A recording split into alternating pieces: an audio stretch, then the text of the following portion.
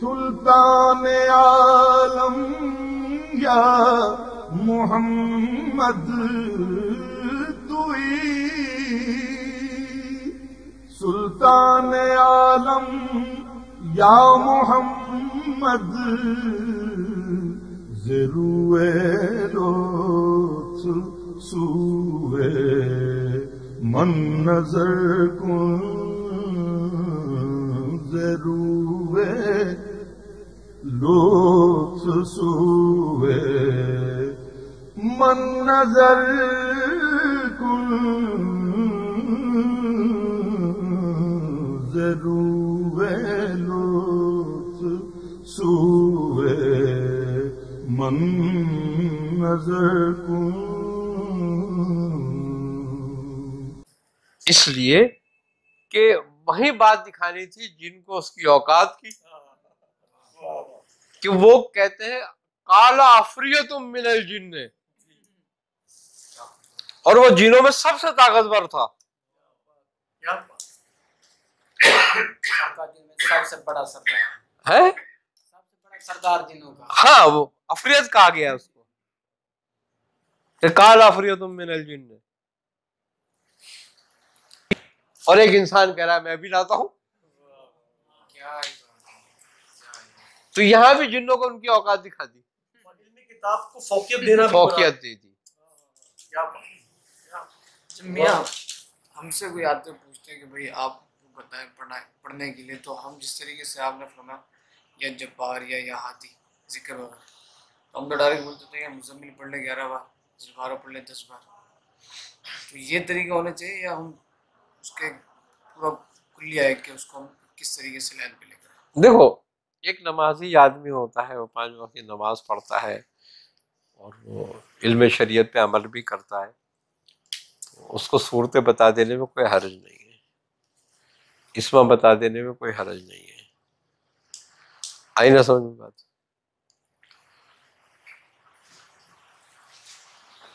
جب وہ پڑھے گا تو نیکیوں میں اضافہ ہی ہوگا اس کی، اور اس کے دل میں اللہ رسول کی محبت ہی پیدا ہوگی. تو ہمارا مقصد اس کی حاجت روائی نہیں ہے، اس کی حاجت روائی کرنے والا تو وہ ہے. ہمارا مقصد تو اس کو اس کی طرف پھیرنا ہے. سیدھی بات تو یہ ہے. آئی نہ سمجھ بات؟ تو ہم اس نیت سے نہ کریں کہ بھئی ہم اس کی کوئی حاجت روائی کرا دیں گے، بلکہ ٹھیک ہے اس کو اس طرف لگا دو، وہ خود ہی کر دے گا.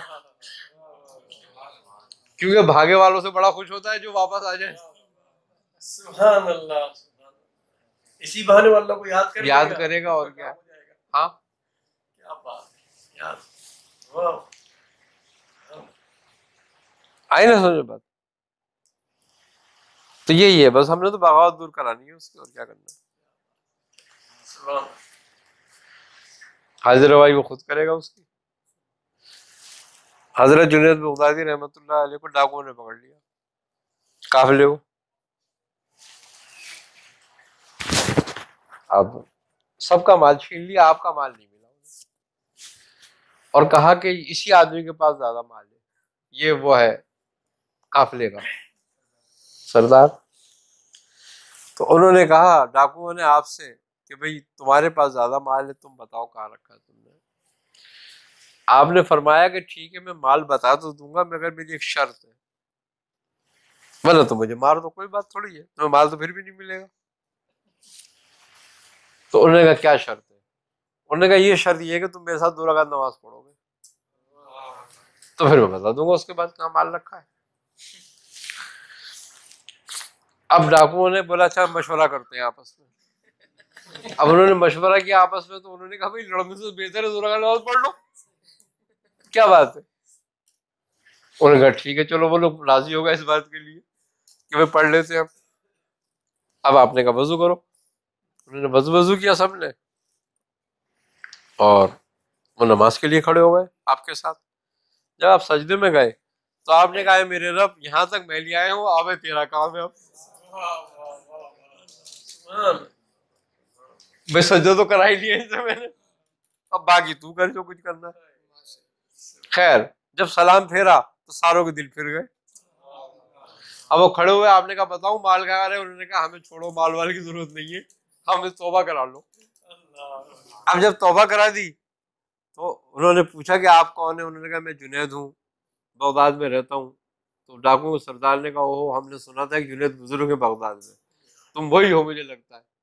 آپ نے فرمایا ہے جنید بغدادی میں ہی ہوں۔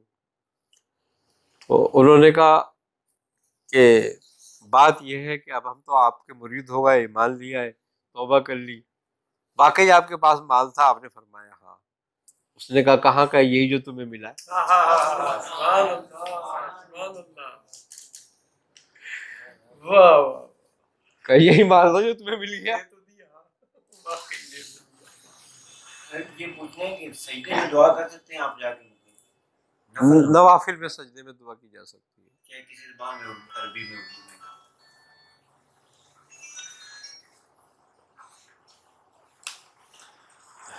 یہ رجب کے اعمال ارشاد فرمائے آنے والا رجب کے مہینے میں، رجب کے مہینے میں بہت سارے اعمال کیے جاتے ہیں۔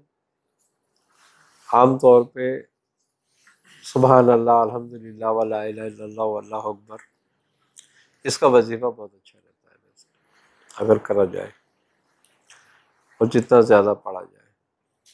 اس کے علاوہ نوافل وغیرہ بھی ہیں اس میں پڑھنے کے، اگر پڑھے جائیں۔ لیکن میں جو بات کروں گا میں تو ان کے لیے بات کروں گا جو ہمارے لوگ ورد و وظائف کرتے ہیں، ان کے لیے زیادہ بہتر بات ہوگی۔ تو رجب میں سورہ یاسین کا چلہ، سورہ مزمل شریف کا چلہ، سورہ اخلاص کا پڑھائی یہ زیادہ مؤثر رہتی ہے۔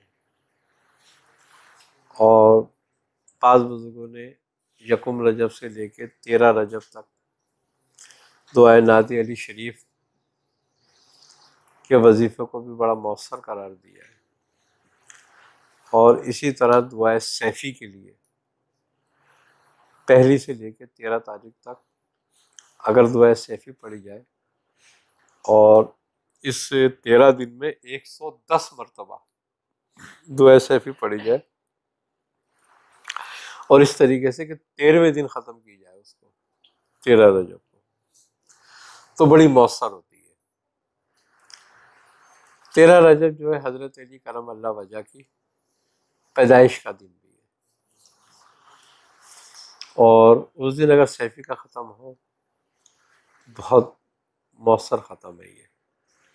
تیری رجب اگر کوئی جیسے 27 میں جیسے کر لے روزانہ 27 بڑی کمال بات ہے، جو کر سکتا ہو وہ کرے بالکل 13 روز تک، تو وہ بہت اچھا ہے۔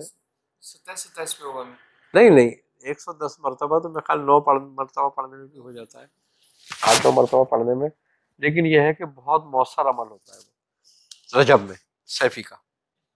اچھا ہاں، اور جو دعائے سیفی نہ پڑھ سکتا ہو وہ نعت علی شریف پڑھ لے۔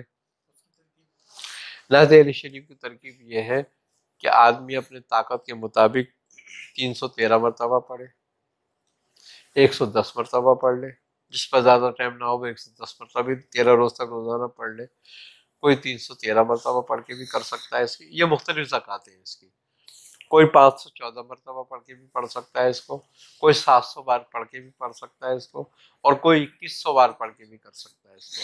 اب ہر آدمی کی طاقت کے مطابق ہے، جو جیسی طاقت رکھتا ہو وہ ویسے پڑھ لے، لیکن مؤثر ہوتا ہے تو ہر طرح کا پڑھنا ہے اس میں، 110 کم سے کم، کم سے کم 110 بار ضرور پڑھے۔ سیفی شریف میں مزار کی ہے، نہیں، گھر میں بھی پڑھ سکتے ہو تم، ایسی جگہ جو تمہاری نماز کی جگہ مختص ہو، پاک صاف ہو، اور لیکن جتنے عرصے میں تم یہ وظیفہ کرو گے اتنے عرصے میں ایک بات کی خاص پابندی ہوتی ہے اس میں، خاص طور پہ سیفی کے معاملے میں، وہ یہ ہے کہ اس مصلے کے پاس یا اس جگہ پر کوئی ناپاک عورت یا مرد نہ آئے،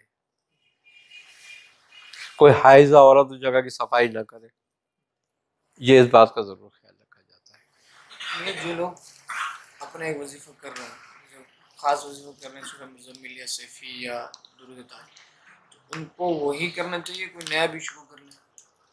دیکھو بات یہ ہے کہ جب تک ایک وظیفہ کوئی کمپلیٹ یا مکمل نہ ہو دوسرے وظیفے کو نہیں چھیڑنا چاہیے. اس کی وجہ یہ ہے کہ اگر تمہارا ایک وظیفہ بھی کامیاب ہو جاتا ہے تو تمہیں دوسرے وظیفے کی ضرورت نہیں رہتی. اور اب تم 100 وظیفے کام پڑھو اور ایک بھی کام کا نہ ہو تو پریشانی ہوتی ہے. پھر آئی نا سمجھ بات؟ تو بہتر ہے کہ اپنے وظیفے کو جو چلتا ہے اس کو چلاؤ. سورہ فیل بہترین ہے، کرنا چاہو پڑھو. سورہ فیل کو جو ہے 772 مرتبہ پڑھا جاتا ہے رجب میں 21 روز تک. سورہ قریش کے سورہ قریش سورہ قریش کو جو ہے رجب سے شروع کرا جائے، یکم رجب سے، اور 10 شعبان کو ختم کیا جائے، 1.25 لاکھ بار پڑھی جائے. سورہ فیل جو 772 آپ نے فرمائی، اس کو 13 دن پہ تقسیم کرنا ہے. نہیں، روزانہ کی تعداد ہے. جی جی جی. ویسے سورہ فیل اس میں جو ہے ہم 333 مرتبہ پڑھ کے بھی 13 دن میں مکمل کر سکتے ہیں. 333 روز. سورہ مزمل سورہ مزمل سورہ مزمل کو 117 مرتبہ، 90 مرتبہ، 66 مرتبہ، 41 مرتبہ، یہ اس کی مختلف تعداد ہیں. جو 141 بار پڑھتا ہے. بہت اچھا ہے، وہ پڑھتا رہے بس. اس میں کیا بات ہے؟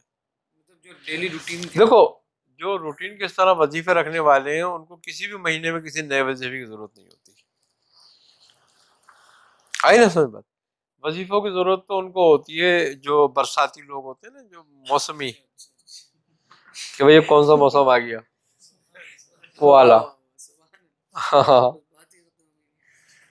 سورہ فیل کی خواص کیا ہے پڑھنے والا عامل جو ہوتا ہے؟ سورہ فیل کے خواص یہ ہیں کہ ہر قسم کے دشمنوں پہ ظفر یاب رہتا ہے. اچھا وہ شیطانی کیوں نہ ہو، ایک بات. دوسری بات یہ کہ حضرت شیخ بہاؤالدین ذکریہ ملتانی رحمۃ اللہ علیہ کے خاص اوراد میں سے ہے یہ. آپ فرماتے ہیں کہ سورہ فیل پڑھنے والا کبھی محتاج نہیں ہوتا، اس کے دشمن اس پہ کبھی ظفریاب کامیاب نہیں ہوتے. تیسری بات یہ ہے کہ اس کے خلاف کوئی تدبیر کامیاب نہیں ہوتی کسی کی. تیسری بات یہ ہے، چوتھی بات، کہ وہ مقبول خلائق ہوتا ہے. پانچویں بات یہ ہوتی ہے کہ جن، آصف، جادو ٹونا اس سے محفوظ رہتا ہے. مشکل اور پریشانیوں کے لیے یہ بہترین تدبیر ہے. اللہ تعالیٰ مشکلوں کو، پریشانیوں کو، بیماریوں کو اس کے آگے کھائے ہوئے بھس کی طرح کر دیتا ہے.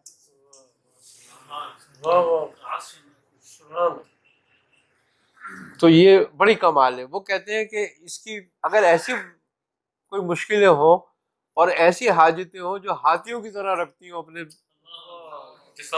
جسامت، تو بھی وہ ان کے آگے بے بس ہے. تو سورہ فیل کی بڑے کمال ہے. اچھا، سورہ فیل اور سورہ قریش کی ایک جیسی خاصیت ہے. جو سورہ فیل پڑھ لے اس کو سورہ قریش کی ضرورت نہیں ہوتی عمل کے معاملے میں. تو سورہ فیل ہے بہت کمال صورت اور جلالی خاصیت رکھتی ہے اپنے اندر، لیکن اس کے اگر عامل تحمل مزاج ہے، متین مزاج ہے، تو پھر یہ اس کے لیے بڑی کمال چیز ہے. اچھا، تحمل مزاج سے مقصد یہ ہے کہ غصہ نہ آتا ہو اس کو جلدی، فوراً ٹھنڈا مزاج رکھے.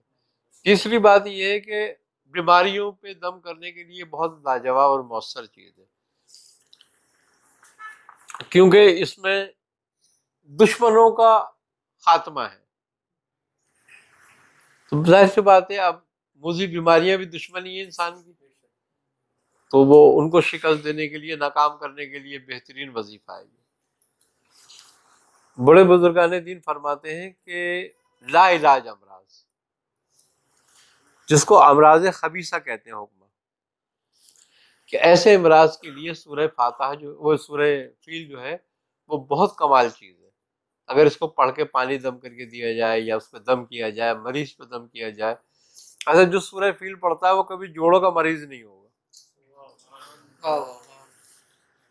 یہ تو تھا خواص کا. آخری بات، عوام کے لیے کیا؟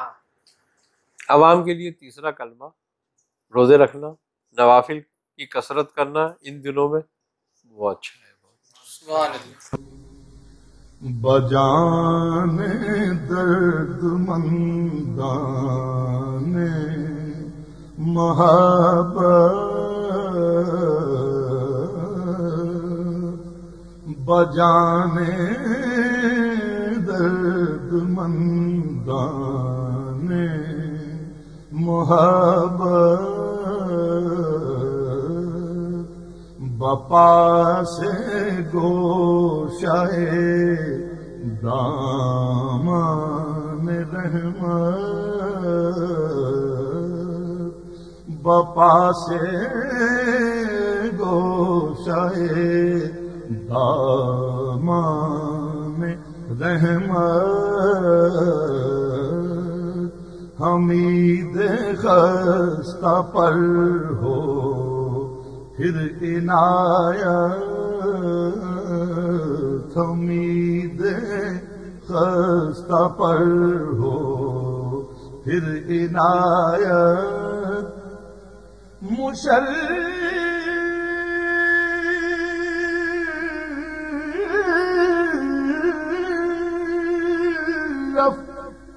گرچہ شد جامی ز لطف مشرف گرچہ شد جامی ز لطف خدایا این کرم بار دیگر کن خدایا این کرم بار دیگر کن خدایا کرم بار دیگر کن نسیمہ جانب بطحا گزر کن ز احوالم محمد را خبر کن